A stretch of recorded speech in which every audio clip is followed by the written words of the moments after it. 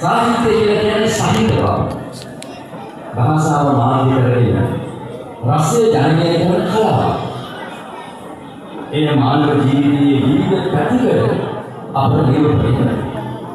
කලාව මිනිස්සුගේ ලෝකයේ තුල සමලිකා සහ මනෝමය සාධා ගන්නා මාර්ගයන්ගෙන් එකක් තමයි කලාව කියන්නේ. ඒ නිර්මාණශීලීත්වය ඇතියක් වගේම සෞන්දර්ය හැඟීම් පුරුදු කරගන්න.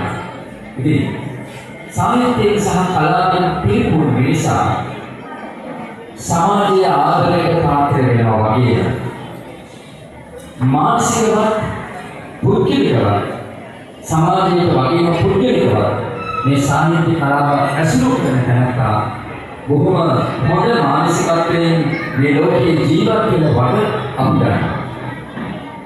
අපේ ගෞරවනීය බුදුරජාණන් වහන්සේ උන්වහන්සේගේ ධර්ම දේශනාවන් ලෝකයට ප්‍රකාශ කරනකොට ඉන්පසු කාලයේම අපි විහාරස්ථානයක් බැලුවම විහාරයේ අපිට චිත්‍ර ගතිය ලැබෙනවා.